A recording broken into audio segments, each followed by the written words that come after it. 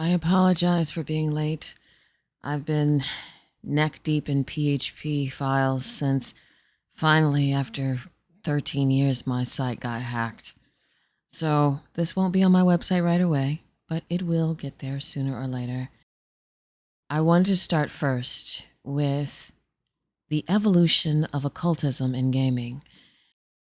I will put a link in the description so you can read Katerina Elvira's article.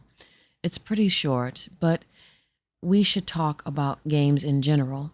Now, of course, we can talk about, newer games, but even back in the 80s and 90s, there was a very strong occultism vein in games like Gabriel Knight from Sierra, King's Quest and Quest for Glory, of course, which dealt with magic, and of course, Zork Nemesis, Zork. Basically, if you look in the back of the beginning of the adventure and also evolved to the first-person shooter like Doom, we talked about occultism. So let's talk about it. This is an article I did not write myself, but I wanted to go ahead and read Katerina's perspective, since I'm the reader and not the writer.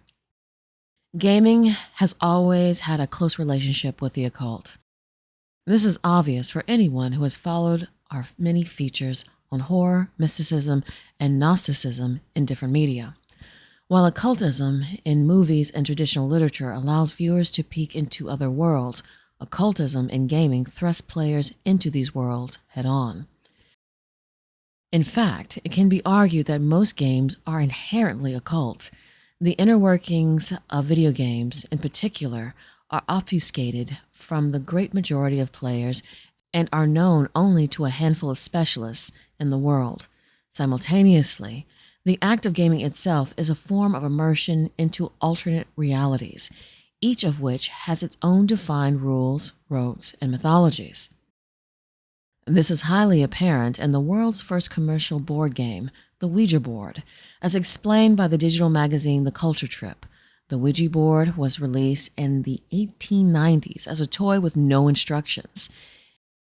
It only came with a description saying that it bridges the links between the known and the unknown, the material and immaterial, and that it can answer questions about the past, present, and future.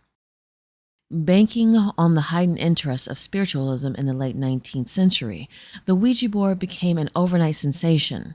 Since then, the marriage between gaming and occultism was sealed.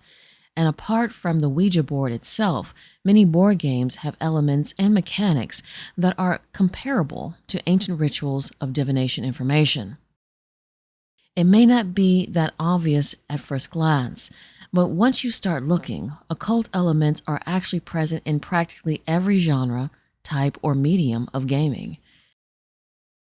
In the grand thematic variety of online multiplayer games, first-person shooters, and casinos, the web is a literal portal to different universes.